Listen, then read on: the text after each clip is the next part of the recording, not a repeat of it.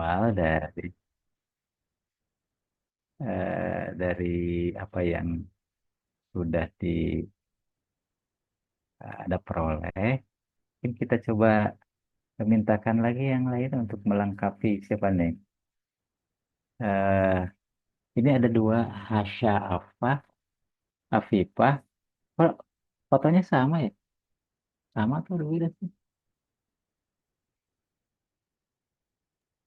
Beda, Pak. Oh beda ya. Mau coba menampilkan?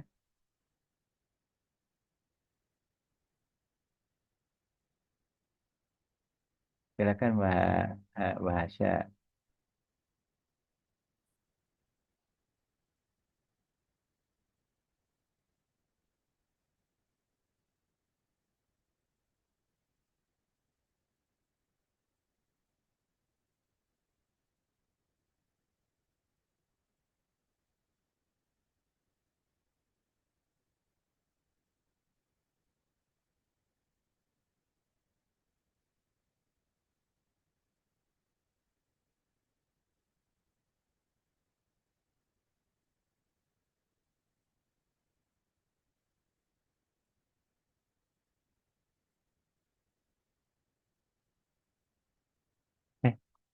Mbak Hasya siap?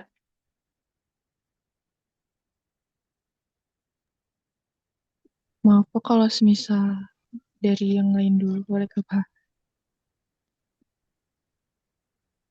Saya minta Mas Ade lah. Mas Ade.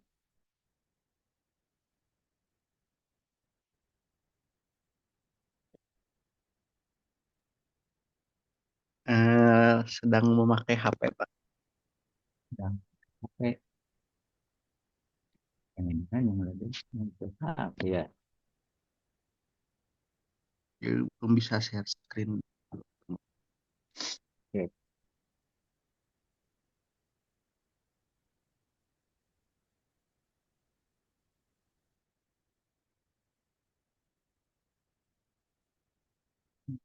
apa lagi? Kalau itu ini Mbak Amalia karena sama dengan Bapak maaf saya juga pakai HP. Mas HP semua.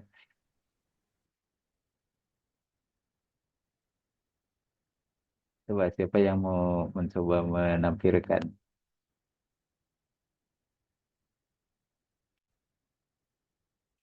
Eh, siapa ini?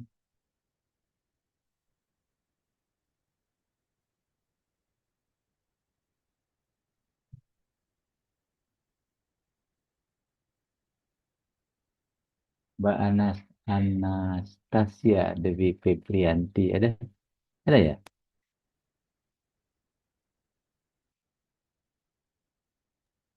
Ada Bapak, tapi mohon maaf sinyal saya lagi kurang stabil. Dibuat stabil aja lah. Bisa stabil lah. Sok, coba tampilkan aja. Oke, di share screen ya Pak. Ya, tuh stabil.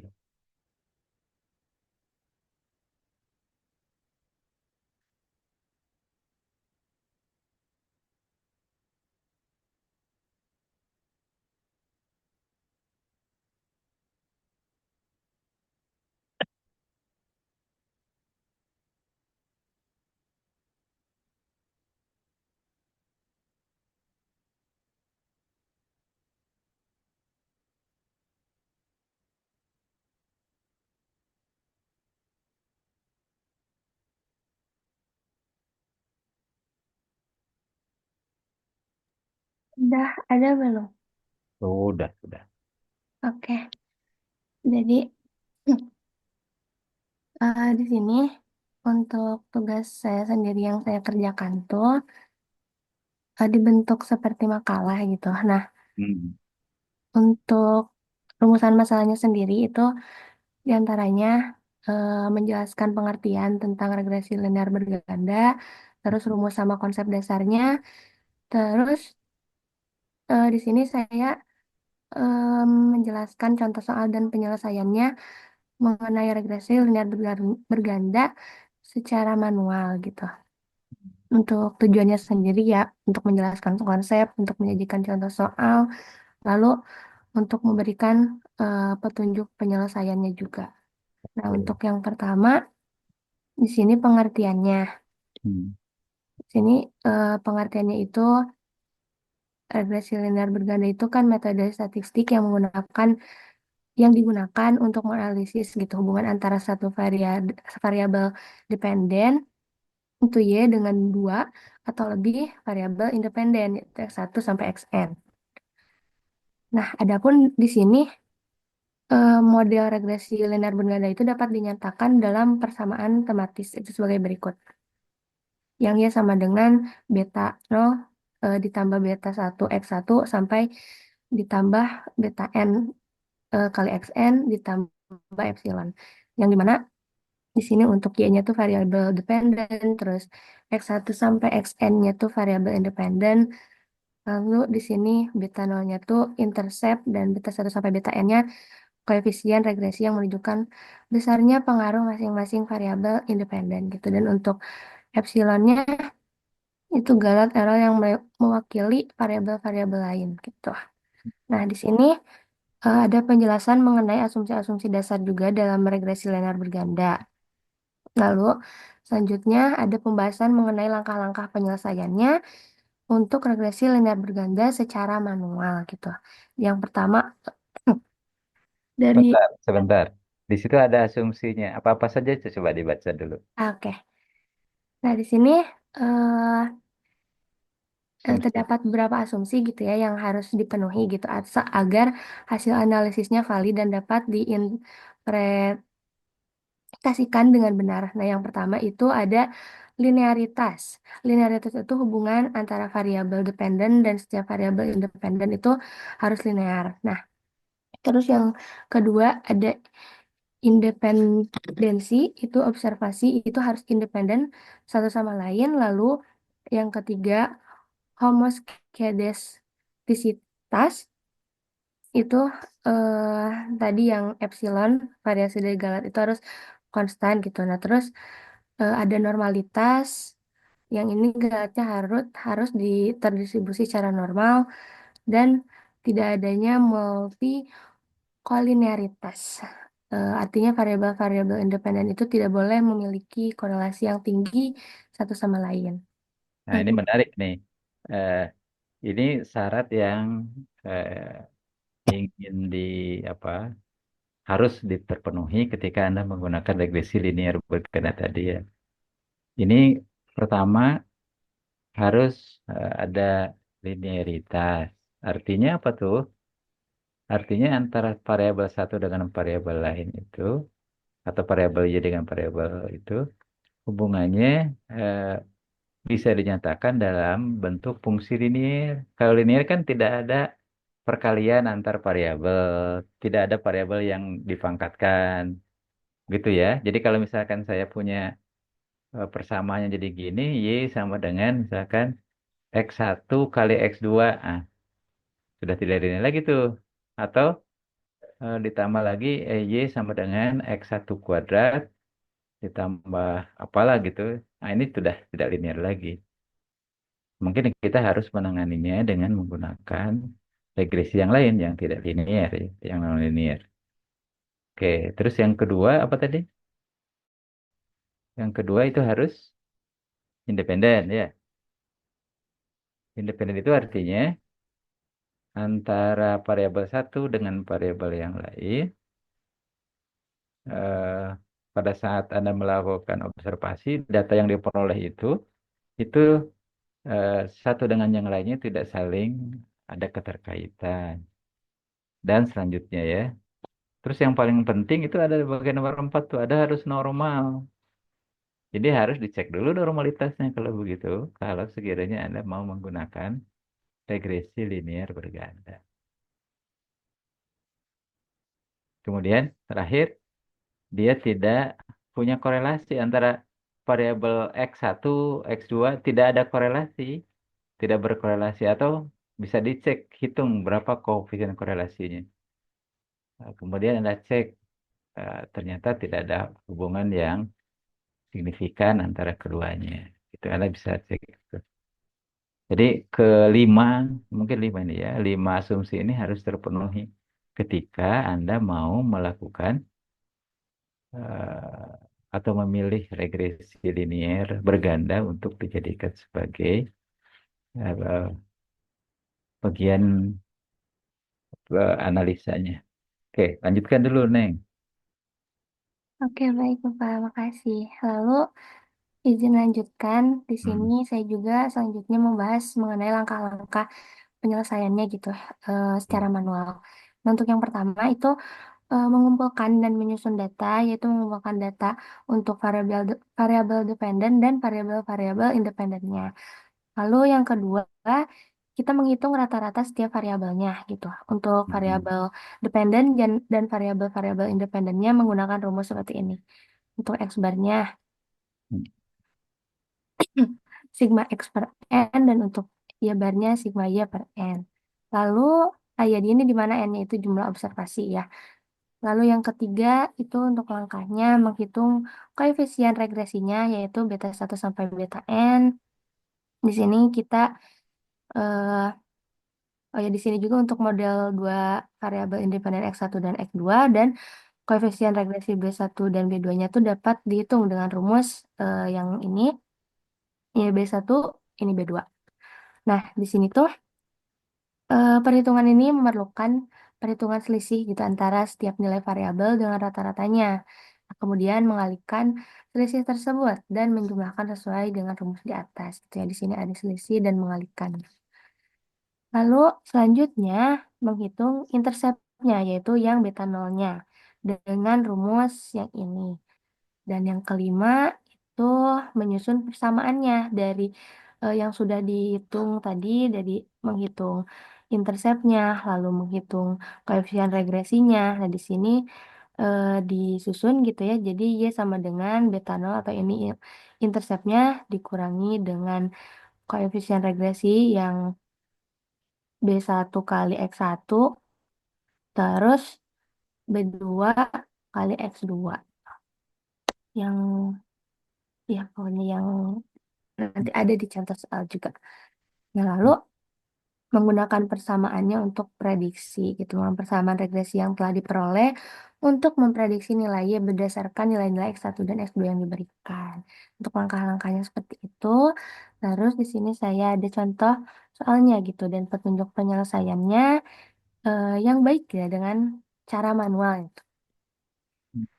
Nah, untuk contoh soalnya sendiri, di sini diberikan sebuah perusahaan ingin mengetahui bagaimana harga produk X1 dan biaya pemasaran X2 mempengaruhi jumlah penjualan Y gitu.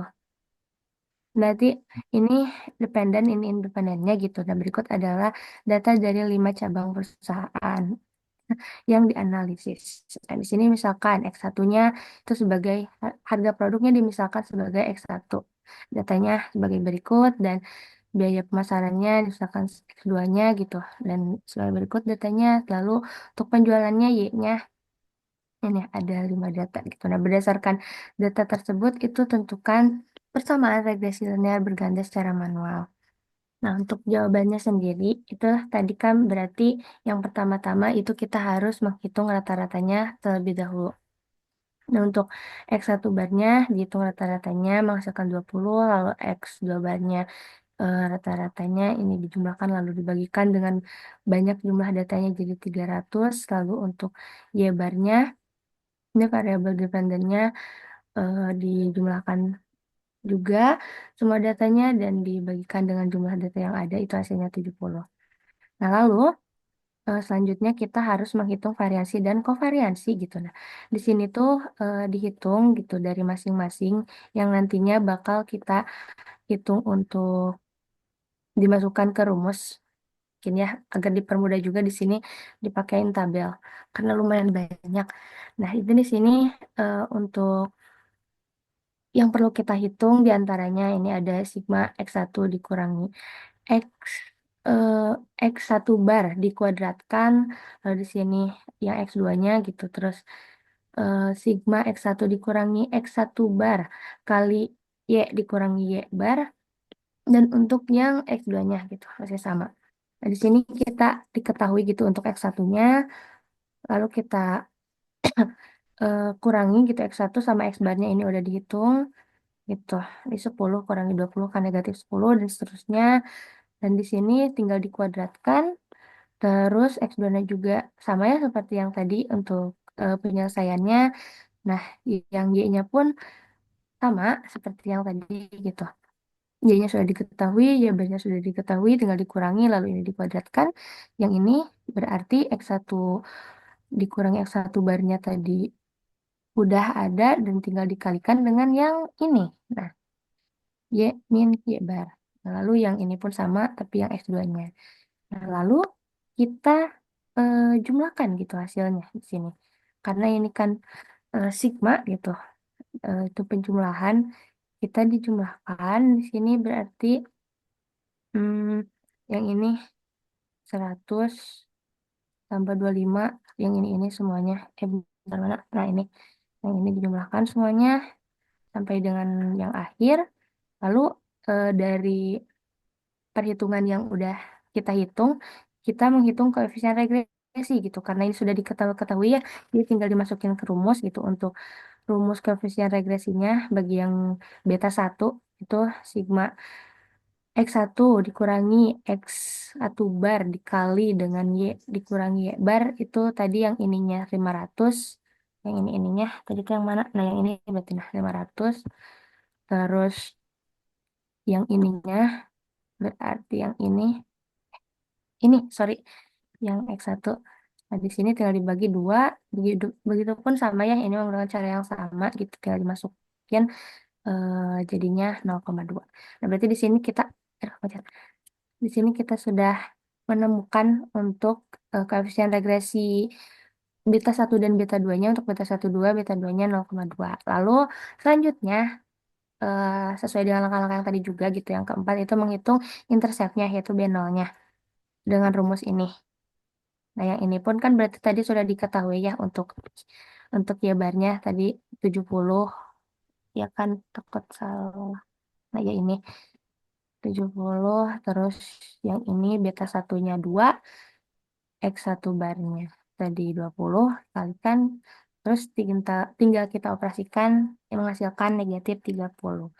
Nah, untuk angka yang terakhir itu kita susun gitu ya. Dari eh, semua yang sudah kita hitung itu berarti Y-nya sama dengan beta 0 dikurangi beta 1 kali X1 dikurangi beta 2 kali X2. Nah, di mana beta 0-nya itu ini negatif 30, beta 1-nya itu 2 ya. 2X1 berarti tambah 0,2X2. Ini interpretasi hasilnya. Di sini koefisien B1-nya kan 2. Ini menunjukkan bahwa setiap kenaikan harga produk X1 itu sebesar 1 unit. Jumlah penjualannya itu akan ditambah 2 unit dengan asumsi faktor lain tetap. Terus koefisien beta 1-nya ini menunjukkan bahwa setiap kenaikan biaya pemasaran X2 itu sebesar 1 unit juga gitu. Jumlah penyumbangnya juga ditambah 0,2 per unit berarti karena beta 1-nya 0,2 dengan asumsi faktor lain tetap. Dan intercept beta 0-nya itu negatif 30. Berarti bahwa jika harga dan biaya pemasaran bernilai 0, maka jumlah penjualan diprediksi negatif 30 gitu. Yang secara praktis tidak masuk akal tapi menunjukkan bahwa model ini tidak berlaku untuk X1 dan X2 yang sangat rendah. Nah, ini kesimpulannya dengan menggunakan metode regresi linear berganda secara manual, kita memperoleh persamaan regresi seperti ini. Yang Y sama dengan negatif 30 ditambah 2X1 ditambah 0,2 X2. Oke, terus langsung ke penutupan, ada kesimpulan dan juga saran. Oke. Eh, ini Mbak siapa ini teh? Anastasia, Anestesia ya. Eh, Memilih cara penyelesaian secara manual dengan cara yang lain ya. Jadi dengan menghitung covariance-nya dulu ya. Covariance dari masing-masing itu. Jadi dengan menelisihkan dengan rata-rata dari masing-masing itu ya. Dan resikonya ini Anda akan banyak eh, pekerjaan yang harus Anda lakukan. Ini kalau dua variabel, bayangkan kalau tiga variabel. Anda harus membuat tabelnya relatif jadi lebih banyak dan pekerjaannya lebih banyak. Eh, eh, tapi ini pilihan, silakan saja, bagus-bagus saja. Eh, tapi tolong coba dicek di bagian persamaan regresinya ke bawah, Neng. Terus ke bawah sampai kesimpulannya, oke, stop situ.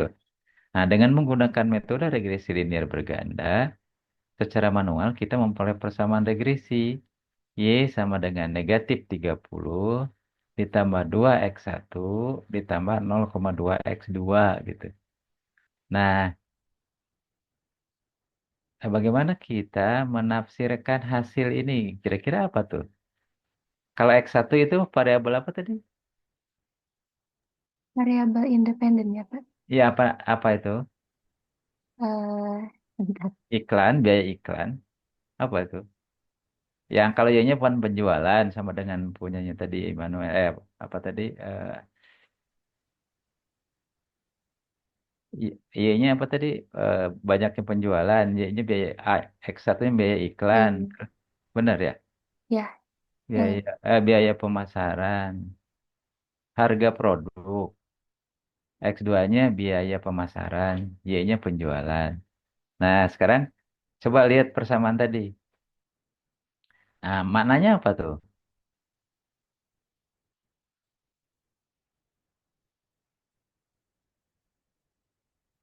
Kalau X1-nya tadi itu biaya penjualan. Nol. Terus X2-nya tadi biaya iklan ya. Eh, X2-nya tadi saya lupa lagi. X2-nya X2-nya harga produk dan pemasaran. Harga produk, pemasaran dan penjualan ya. Produk, pemasaran, iklan. Iklan apa penjualan. Nah, sekarang tadi persamaannya itu Y sama dengan negatif 30 ditambah 2x1 ditambah 0,2x2 ya. Apa maknanya itu?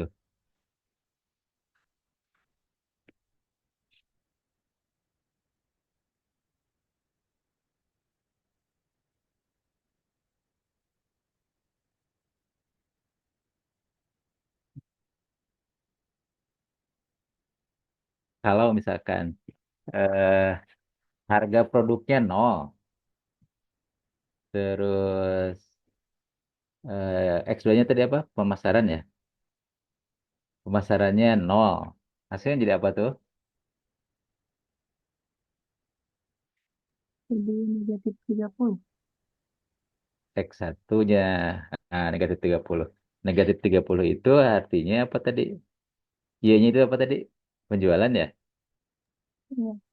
Nah, penjualannya negatif 30 artinya apa? Negatif penjualan 30 itu.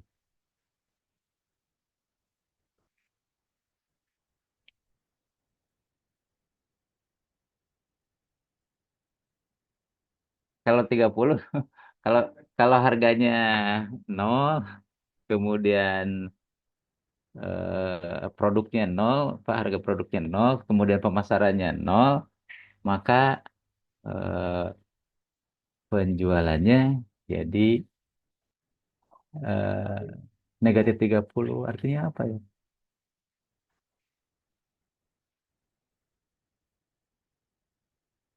Jumlah penjualannya negatif 30 berarti ya.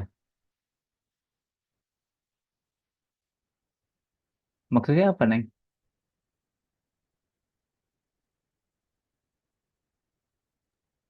Eh, Mungkin saya juga agak kurang paham di bagian itu ya kesimpulannya. Cuman kalau negatif 30 apa jadi penjualannya negatif gitu jadi minus. Y-nya kan penjualan tuh, jumlah Iya, penjualan. Jumlah penjualannya negatif 30. Di gimana jumlah? Berapa kamu banyak punya? Negatif 30 gitu.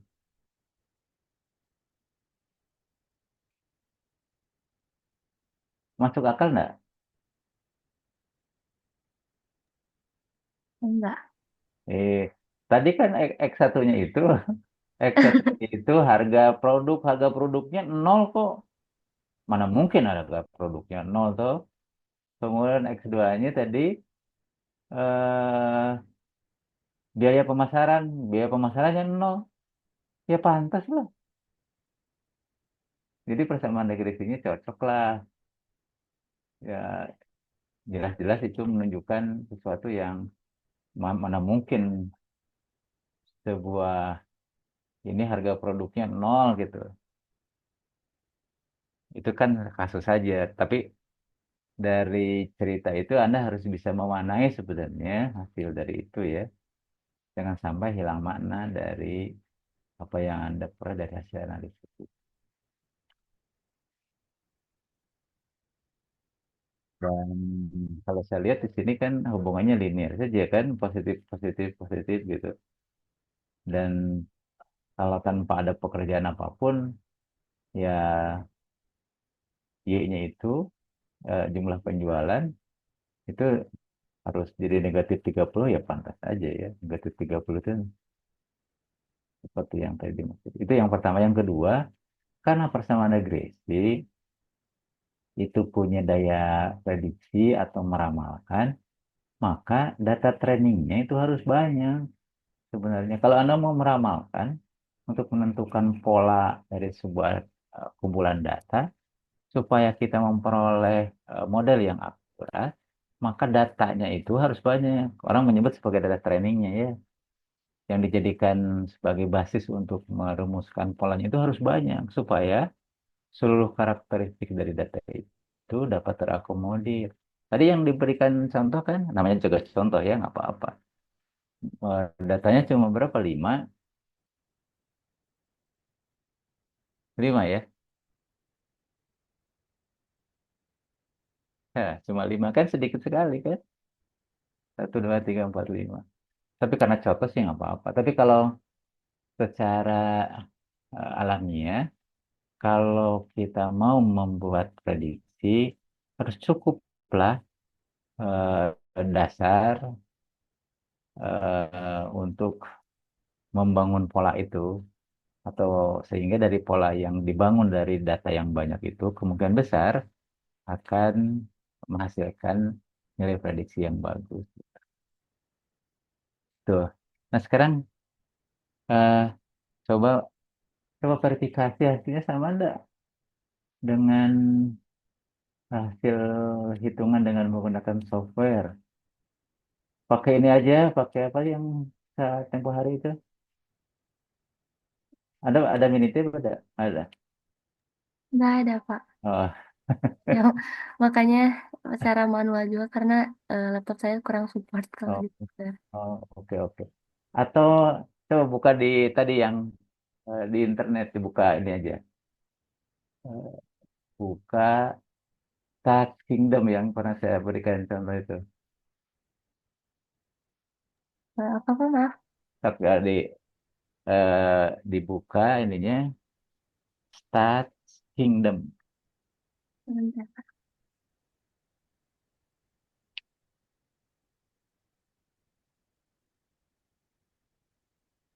Start Kingdom. Stat Kingdom. Oh, start. Karena Anda nggak punya, tadinya saya minta Anda untuk verifikasi menggunakan ini nih, Stat Oh, ya. Kingdom. Ada, ditutup aja ini, tutup dulu, kemudian Anda buka di internetnya. Ini udah kelihatan nggak apa-apa nggak? Enggak lah, harus tutup dulu ininya. Ah, oke, Pak. Tutup Sebentar. dulu, baru di-share ulang. Nah, sekarang buka lagi, bisa sekarang.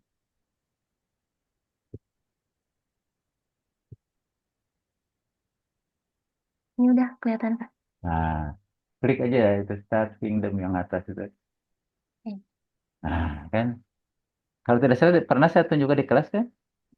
Iya, tapi saya belum pernah nyoba, Pak. Oh, sayang ya, habis coba. Nah, coba di sini kan ada banyak beberapa pilihan tuh. Terus Iya. geser ke bawah tuh, Neng. Ada nggak regresi? Nah, Hmm. ada tuh. Nah, Anda mau pilih mana tuh? Regresi, linier, berganda tuh yang nomor dua. Iya. Oke. Nah, kita lihat dulu situ. Iterasinya otomatis. Hmm. Signifikansinya 5 untuk pengujian. Oh, berarti nggak usah nih. Tinggal, nah, di sini ada ada tawaran nih. Apakah kita mau menggunakan persamaan regresi dengan beta nolnya sama dengan nol. Tadi kan yang punya Anda beta nolnya ada ya? Iya, negatif.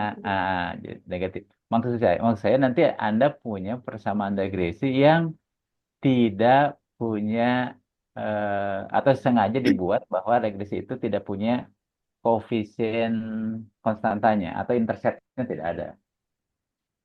Nah, kita mau pakai yang mana? Kita pakai yang misalkan yang klik yang bawah aja tuh yang biasa aja ya.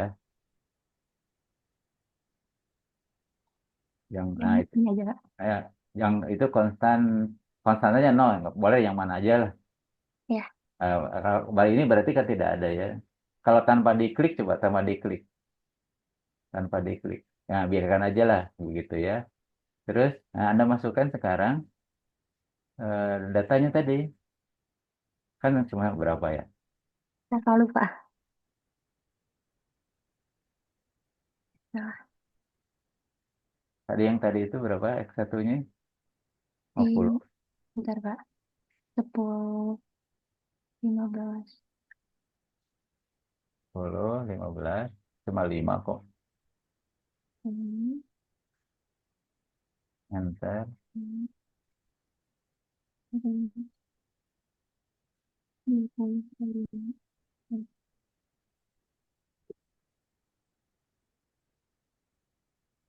Nilainya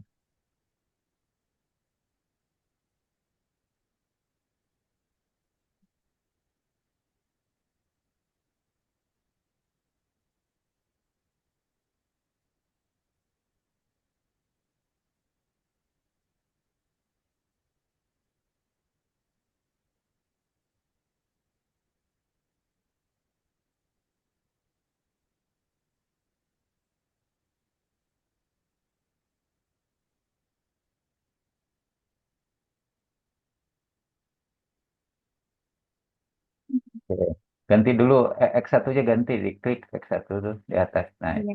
apa tadi itu pemasaran? Hmm, penjual, produknya, Pak, harga Oh, produknya. harga produk. Kita ganti harga produk.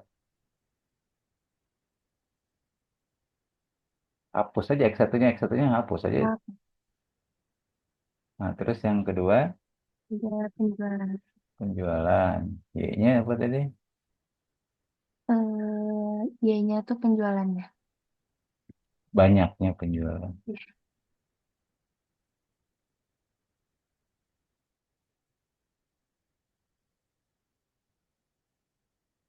Bukan harga penjualan, harga jual gitu ya. Harga jual mungkin itu yang paling pas. Harga beli, harga jual. Oke. Tinggal diklik calculate di bawahnya.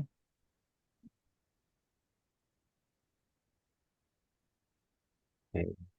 Nah, udah apa tuh?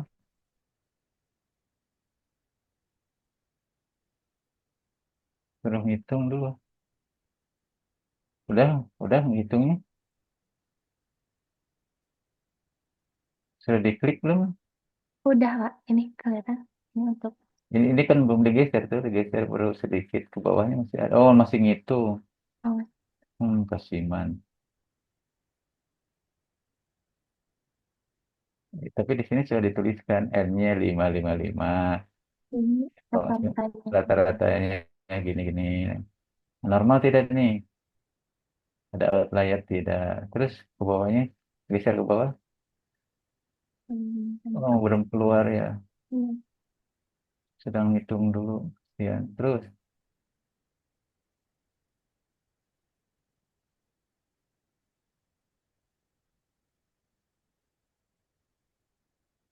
tadi tadi hasilnya belum muncul itu. Hmm.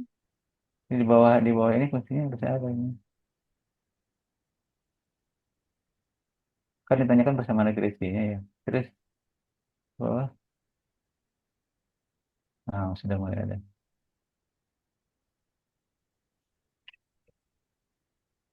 Demikian. Sudah ada? Coba geser ke bawah lagi. Nah, itu kan mestinya ada kan? Kenapa lama sekali ya? Saya refresh dulu ya Kak, bentar.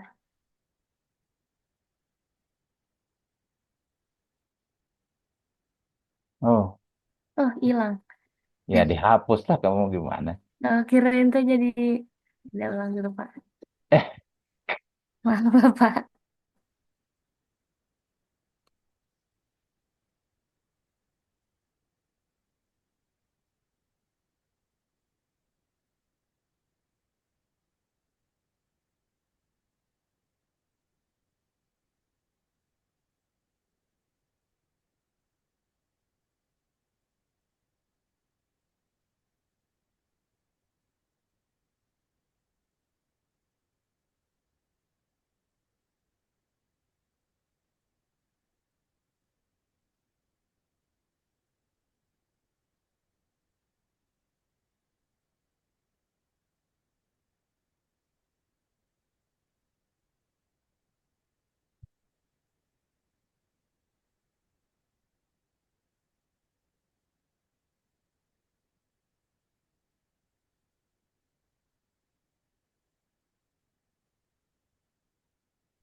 nah, banyak penjualan.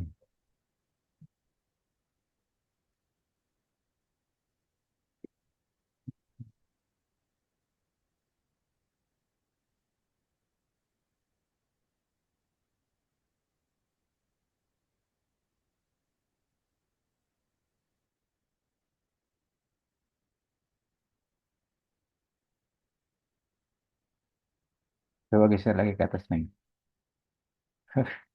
Belum muncul lagi. Terus ke atas, atas. Coba pilih salah satu ininya tadi. eh Konstan zero saja. Coba diklik aja itu coba. Coba klik lagi.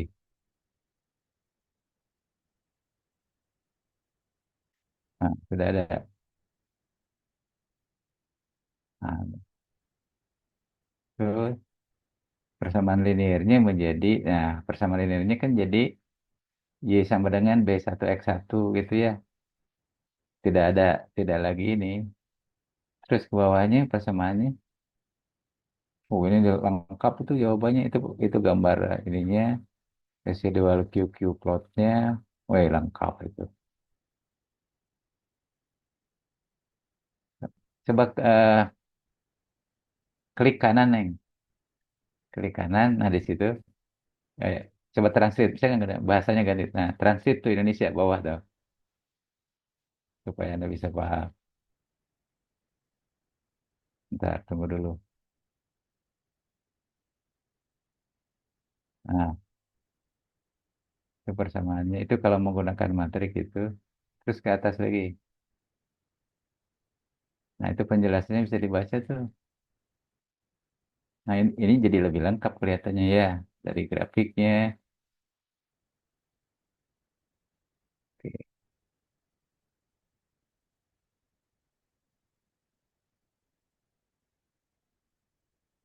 Persamaan persamaan regresinya jadi persamaan regresi yang tidak punya nol yang tadi dibuatkan itu ya.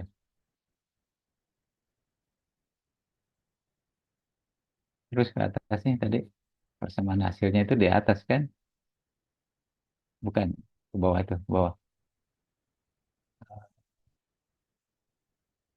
regresi. Nah, itu tuh di bawahnya ada tabelnya. Tabel coefficientnya itu coefficient. Coefficientnya harga produk negatif 1, harga jual 0,3 gitu. Itu persamaan regresinya. Kemudian di situ ada tabel ANOVA-nya. Tabel ANOVA itu untuk mengetahui apakah model regresi kita itu tepat atau tidak tepat. Itu model yang kita sudah susun itu memenuhi sebagai syarat model yang cukup bisa dipercaya enggak gitu. Nah, ternyata di situ nilai P-nya berapa? Nol ya. Nilai P-nya nol berarti bandingkan dengan alfanya 5% misalkan. Nilai P-nya kurang dari, maka nol ditolak. Artinya nol ditolak itu berarti model yang kita buat itu bagus lah. Terus harga R-nya berapa? R kuadratnya. Memang kalau diterjemahkan jadi ini. Coba balikan lagi ke, ke bahasa aslinya, Neng. Saya jadi tidak ngerti. Ke dalam tuh, kan jadi nilai P-nya tidak pakai ini lagi. Nol, terus ada infinity-nya. VIP itu faktor inflasinya. Nah, yang biasanya jadikan sebagai ukuran. Terus residualnya ada R kuadratnya sama dengan satu. Oh, kalau R kuadrat sama dengan satu berarti kan itu 100%. Coba bayangkan. Berarti kan bagus sekali tuh model yang kita buat itu. Berarti model bisa menjelaskan menjelaskan data 100%. Luar biasa ini. Hebat sekali ya. Terus yang bawahnya juga gambar-gambar seperti itu. Nah, barangkali ini Anda bisa pelajari lagi, baca lagi. Oh, ini outputnya lebih lengkap kelihatannya ini. Kalau untuk regresi, beberapa hal diperlihatkan.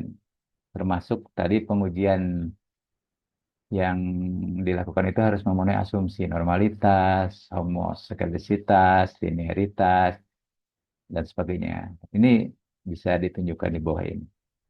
Ini adalah untuk pengujian-pengujian yang dimaksud tadi. Nah, itu barangkali ya eh, sebagai upaya kita untuk mengevaluasi hasil hitungan tadi ya. Tapi kita coba cek lagi tadi nih ada klik tadi ke atas lagi. Tadi kan ada yang tidak nol, sekarang ke atas lagi, ke atas tadi. Nah, ganti itu yang bawah itu. Dua-duanya aja nggak apa-apa. Coba dihitung lagi. Hitung lagi, klik calculate tadi. Oh, jadi ada malah. Itu pakai log itu kan, linear, log linearnya. Itu untuk menambah penjelasan. Biasanya kalau datanya terlalu aneh, cari yang lain. Oke, eh, terima kasih sudah membantu saya. Coba Anastasia ya, Ya, Pak, ini sudah cukup. cukuplah. Oke, Pak. Terima kasih banyak. Saya Oke, izin oke, stop share screen-nya. oke. Jadi eh, kita bisa memverifikasi hasil hitungan kita itu. Tadi kan ada beberapa cara secara manual untuk mendapatkan angka-angka tadi ya. Ada yang menggunakan seperti yang saya contohkan dengan membuat menjadi persamaan normal, kemudian dicari solusi dari persamaan normal tersebut.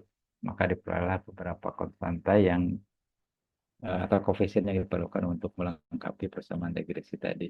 Atau seperti yang dilakukan barusan oleh Anastasia, ini dengan eh, menghitung varians dari situ ya. Tapi dengan resiko yaitu banyak pekerjaan yang harus dilakukan. Tapi ujung-ujungnya harus sama antara setiap metode penyelesaian itu.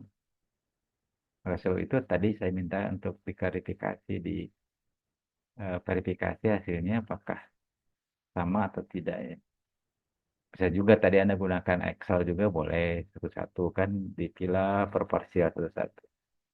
Atau pakai Minitab atau SPSS. Saya lihat dari jawaban-jawaban yang Anda laporkan di Google Classroom juga saya lihat itu sudah mewakili ya.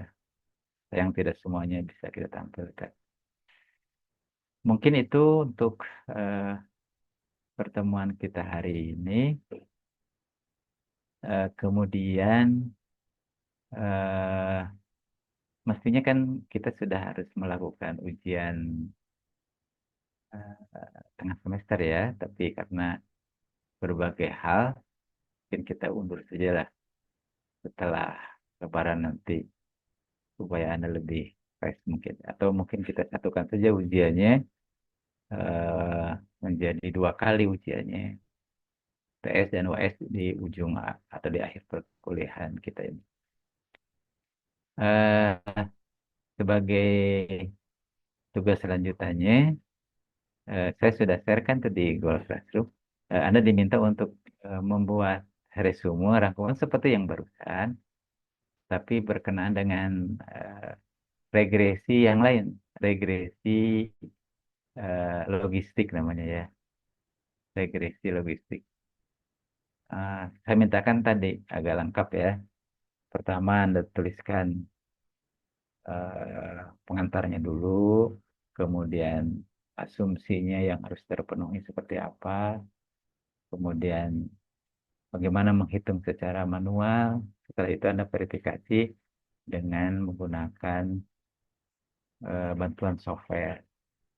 Dan di situ dituliskan petunjuk, petunjuk eh, penggunaannya ya, langkah-langkah penyelesaiannya dituliskan lengkap gitu.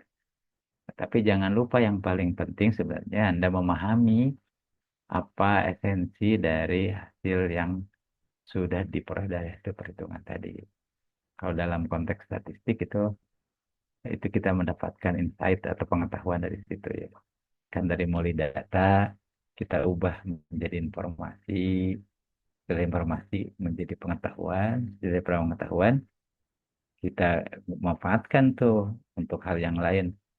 Kita dapatkan insight dari situ. Sampai pada akhirnya Anda bisa mengambil keputusan dengan bijak strategi mana yang harus dipilih ketika Anda berhadapan dengan permasalahan tadi. Orang menyebutnya sebagai wise atau wisdom. Gitu. Oke, barangkali itu untuk pertemuan kita hari ini. Terima kasih. Sampai jumpa lagi